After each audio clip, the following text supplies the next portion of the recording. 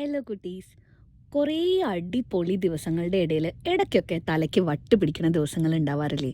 അങ്ങനെ എൻ്റെ തലയിലെയും മനസ്സിലെയും ഏതൊക്കെയോ നട്ട്സ് ആൻഡ് ബോൾസ് ഊരിപ്പോയ ദിവസങ്ങളായിരുന്നു ഈ കഴിഞ്ഞു പോയത്. Day 20, 21, 22 of 30 days before my delivery due dates. എല്ലാവരോടും ദേഷ്യവും സങ്കടവും ഒക്കെ തോന്നുക, സ്വന്തമായി എന്തൊക്കെയോ ഗിൽറ്റ്, ദേഷ്യം, മടിയൊക്കെ തോന്നുക, കരച്ചിൽ വരിക, പണ്ടെങ്ങോ ഉണ്ടായ കാര്യങ്ങൾ പോലും ഓർത്ത് വിഷമിക്കുക, ഇനി വരുമോ എന്ന് പേടിയുള്ള അൺനെസസറി ആയിട്ടുള്ള കാര്യങ്ങൾ ഓർത്തിട്ട് വട്ടാവുക, അങ്ങനെ ഇതൊക്കെ ഇടയ്ക്കിടയ്ക്ക് മനസ്സിനെ വല്ലാണ്ട് ബുദ്ധിമുട്ടിക്കും. പക്ഷേ ഫുഡ് അടിക്കൊന്നും കുറവൊന്നുമില്ല കേട്ടോ. അങ്ങനത്തെ കാര്യങ്ങളൊക്കെ കൃത്യമായി നടന്നു. എന്തായാലും വീട്ടിലുള്ളവർക്ക് ഒരു ഹെഡ്സപ്പ് കൊടുത്തു, that I am not in a good mood, ഒന്ന് അഡ്ജസ്റ്റ് ചെയ്തേക്കെന്ന്. ഫണ്ണി തിങ് എന്താന്ന് വെച്ചാൽ, ഇത് പ്രഗ്നൻസി ഹോർമോൺ ചേഞ്ചസിൻ്റെ ഒക്കെയുള്ള സൈഡ് എഫക്റ്റ് ആണോ അതോ എൻ്റെ സ്വന്തം പ്രശ്നമാണോ എന്നൊന്നും അറിയില്ല ഞങ്ങൾക്ക്. തൽക്കാലം പ്രഗ്നൻസി റിലേറ്റഡ് ആങ്സൈറ്റി ഒക്കെ കാരണമാവാമെന്ന് സമാധാനിച്ചിരിക്കുകയാണ്. എന്തായാലും ഞാനും അയാൻകുട്ടിയും കൂടെ കുറേ പുസ്തകങ്ങളൊക്കെ വായിച്ചു.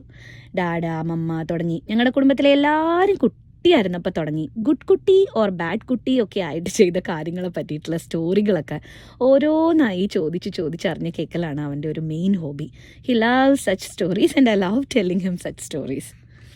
പിന്നെ കുറേ നേരം ഇരുന്ന് ആലോചിച്ച് കുത്തിക്കുലുക്കി ചിന്തകളെയൊക്കെ ഒന്ന് സോർട്ട് ചെയ്തപ്പോൾ എൻ്റെ വൺ ഓഫ് ദ മെയിൻ സങ്കടം എന്താണെന്ന് മനസ്സിലായി കേട്ടോ. ഫസ്റ്റ് പ്രഗ്നൻസിയുടെ ടൈമിൽ 24 മണിക്കൂറും അനു എൻ്റെ കൂടെ തന്നെ ഉണ്ടായിരുന്നു.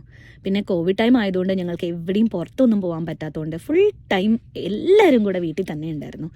ഇത്തവണയാണെങ്കിൽ ഞങ്ങളുടെ രണ്ടുപേരുടെയും ഫസ്റ്റ് പ്രയോറിറ്റി അയാൻകുട്ടിയുടെ കൂടെയുള്ള ടൈമാണ്. പിന്നെ ഇത്തവണ ഈ സെക്കൻഡ് പ്രഗ്നൻസി തുടക്കം മുതൽ ആദ്യത്തെ 6 മാസം കുറേ പ്രഗ്നൻസി റിലേറ്റഡ് പ്രശ്നങ്ങളും ടെൻഷനും ഒക്കെ ഉണ്ടായിരുന്നു കേട്ടോ. അതൊക്കെ പിന്നൊരിക്കൽ ഷെയർ ചെയ്യാമേ. സോ എൻ്റെ മെയിൻ പ്രോബ്ലം എന്താണെന്ന് വെച്ചാൽ, I miss Anu so much. കുറച്ച് ദിവസങ്ങളായിട്ട് നമ്മൾ ഫുൾ ബിസിയായി. ഹോസ്പിറ്റൽ ബാഗ് പാക്ക് ചെയ്യലും വീട് ക്ലീനിങ്ങും ഷോപ്പിങ്ങും അങ്ങനെയൊക്കെ ആയി ബിസി ആയപ്പോൾ we are not getting any quality time together. And അത് എന്നെ കുറേ സ്ട്രെസ്ഡ് ആക്കി. എന്തായാലും പ്രശ്നം കുറച്ച് ആലോചിച്ചപ്പോൾ മനസ്സിലായതുകൊണ്ട് വി ഫിക്സ്ഡ് ഇറ്റ്. ആൻഡ് ഞാൻ വീണ്ടും ഹാപ്പി. അപ്പോൾ നിങ്ങൾക്ക് എന്തെങ്കിലുമൊക്കെ പ്രശ്നം വരുന്ന സമയത്തില്ലേ, think about the problems. If needed, write about them. Find the real problem, talk to the right person and be happy. അത് നമ്മളെ ഒരുപാട് ഹെൽപ്പ് ചെയ്യും. അപ്പോൾ കുട്ടീസ്, ടാറ്റ ബൈ ബൈ, പിന്നെ കാണാമേ. Take care.